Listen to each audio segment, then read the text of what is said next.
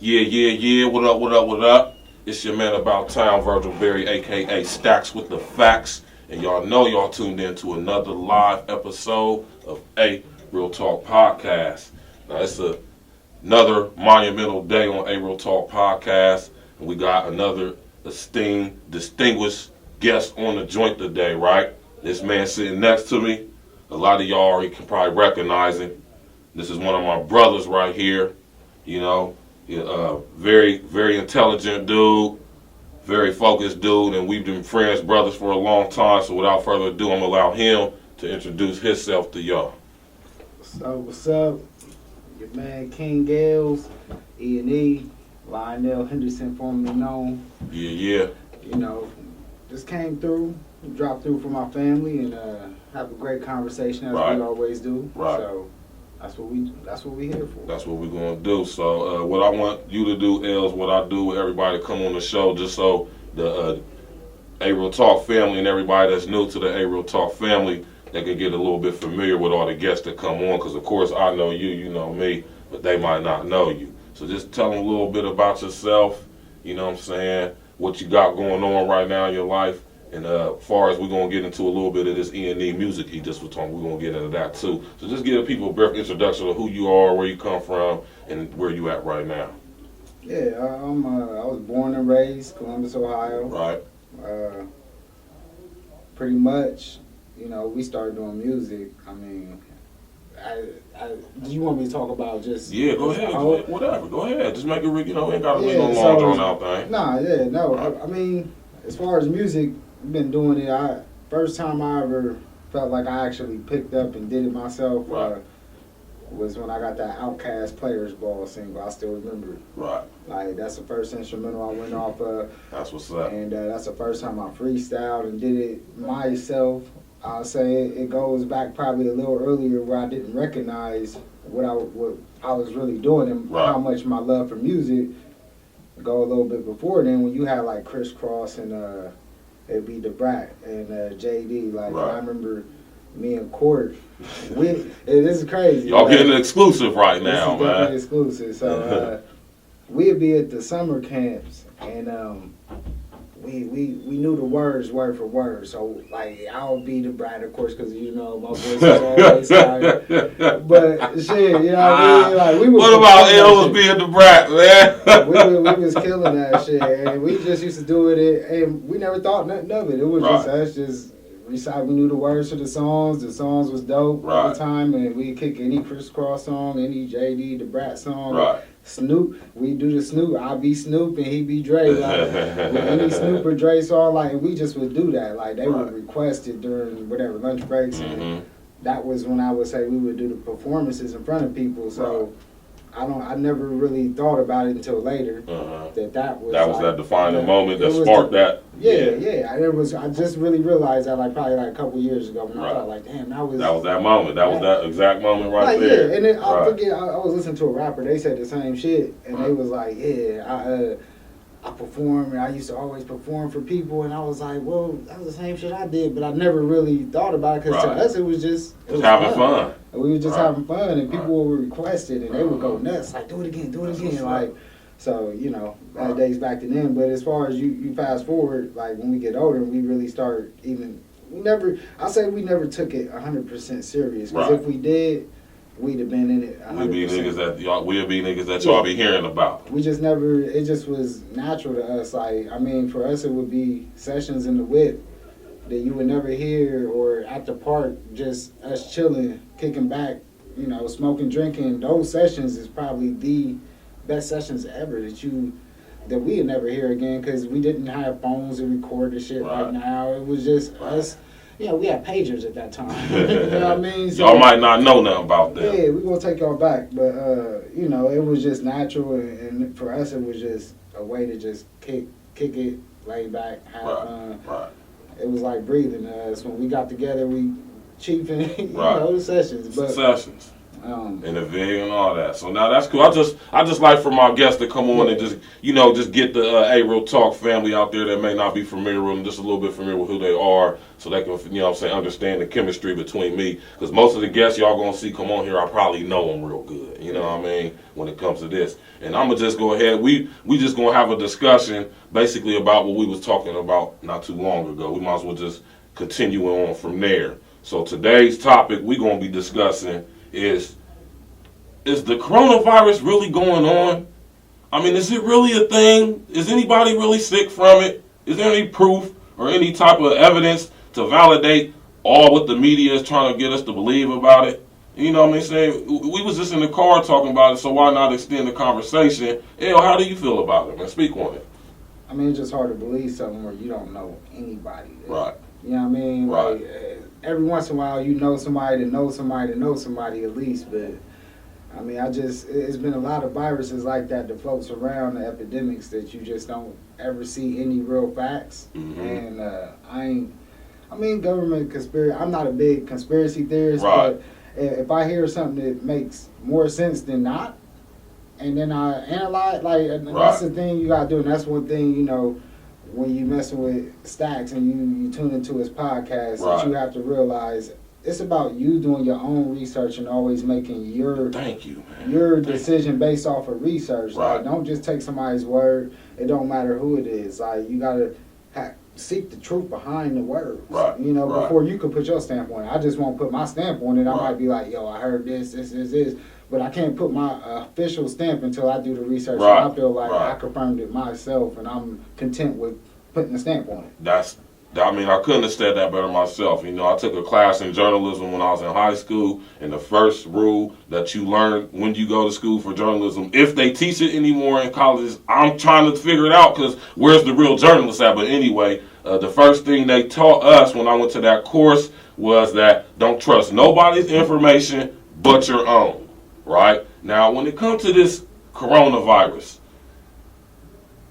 they said they had 3 reported cases in Ohio, and not to this day have we seen any media coverage of anybody on TV interviewing anybody, asking anybody any questions, going to the hospital, seeing anybody that was sick, any doctors coming on talking about these people that are sick or how they're going about treat them or anything like that. And I just want to put it out there and always spread the information that, when it comes to the mainstream media and it comes to these so-called pandemic diseases, y'all notice how they try to convince us that it's going on, but nobody ever gets sick.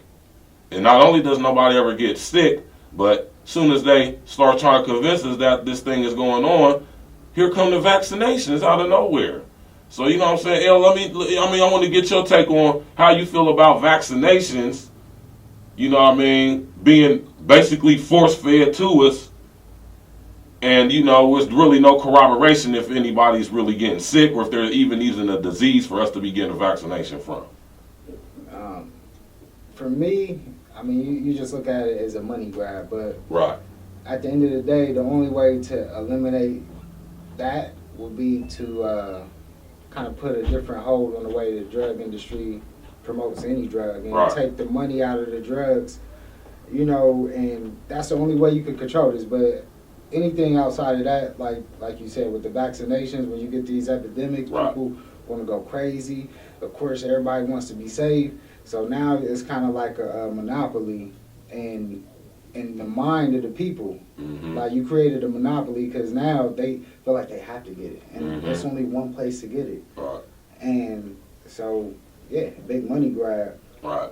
So basically, you saying, like, when it comes to the money grab and the vaccinations, it's like if we can scare enough people into thinking that this is some pandemic disease that they should be protected and vaccinated from, then this is just like an all-out for the pharmaceutical companies or any corporation that wanted to make a profit by making these vaccinations. You better invest in that stock ASAP. Yeah.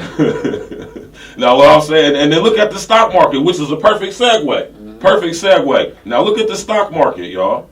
Y'all see how the stock market is plummeting since yesterday? It's plummeted 200-300 points in less than 24 hours. People is panicking, and they're saying all these things are connected. the coronavirus, right? The stock market, what's going on, and everything else is going on as far as the depopulation agendas. Now, I know you heard a lot of people say a lot of things about depopulation agendas, but if only you would only do your own research, you will come to find out that there are indeed depopulation agendas being implemented right now. I mean, Bill Gates comes on national TV at TED Talks and admits it out of his own mouth that it's too many people on the planet. Yeah. How you feel about that, El? There's too many people on the planet? I mean, I would never say that because there's so many areas that are untapped.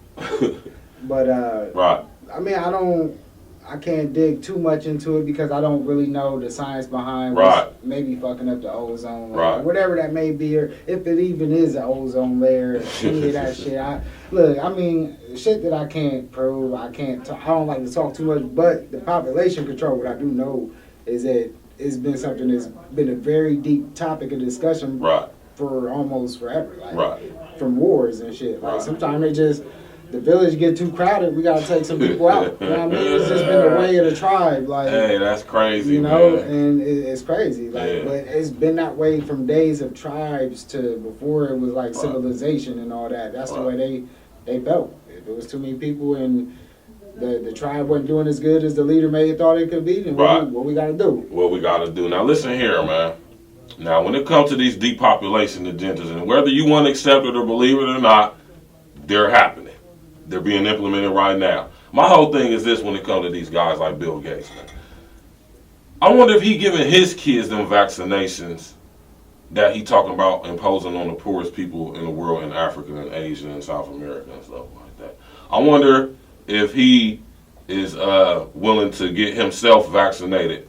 Like, I'm just saying, you wanted all these people to take these vaccines, and won't you be the first person, do a press conference and get you, your wife, what's her name, Belinda, and get your little girl vaccinated so we know it's all cool. And let us make sure we got to have somebody there on the scene to corroborate and validate that you are in fact getting the vaccine that you want everybody else to get.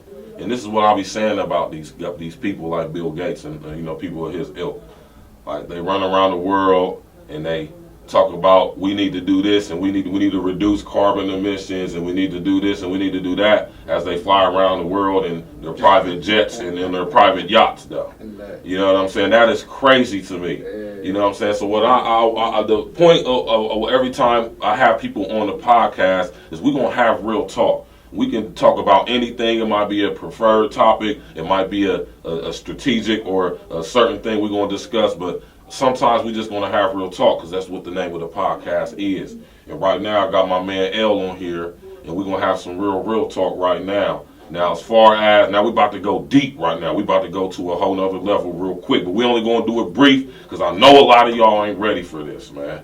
So now we got to get down to the conspiracy theory side of this whole situation, man. So what you think about a lot of information floating around that the Zika virus was something from back in the day? You know, people saying I said Zika virus. Look at it, see the Zika virus. People say the coronavirus was in Lysol products back in the days and all that type stuff like that. It says in a can and all that stuff. You seen anything about that? Yeah, I mean, you got to hear about it because right. it's epidemics, or so-called epidemics that you don't know anybody that ever been. What's a word for somebody that's a victim of an epidemic? Oh, damn! What is the word for that? I don't know. Epidemicized. Yeah. I've never known. Is there a word for it? We're gonna make it epidemicized. Right. Like, I've never known anybody that was epidemicized right. by any epidemic that has ever came about. Right. From H1N1 to any of these, I've never known anybody. Or known anybody that said they knew anybody. Right. So I mean, it scratches my head a little bit, but leaving us kind of clueless right now, huh? It do. But all right, so here, let me kind of dig. You remember when that school shooting, the Sandy Hook, but then all the kids were supposedly faking all that? Man, or whatever that was? Man. Like, so sometimes it'd be like, is it real? Or how does the news really, that really jays the news a little bit. Right. But that's what you talk about. That's what we're going to continue to talk about on April Talk. So we're going to wrap it up real quick. I'm going to let my man L giving his contact information to y'all. If y'all want to get in contact with L, man, this guy, he's a cool guy. You know, so y'all can reach out him. I'm gonna let him do that for y'all right now. Yeah, well, I'm not really on Instagram, but Instagram and Twitter the same. King Gales _ENE or just King Gales ENE on Twitter.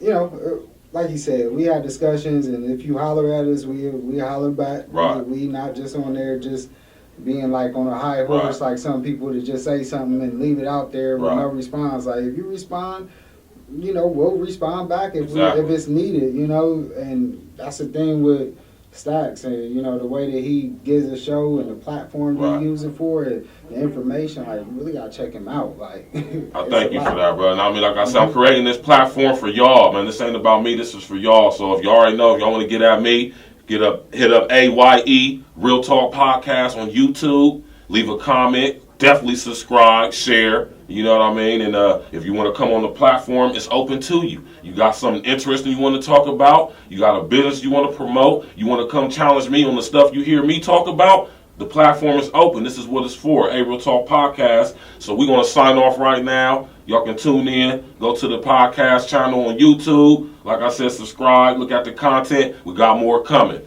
Hey, Real Talk. See y'all later.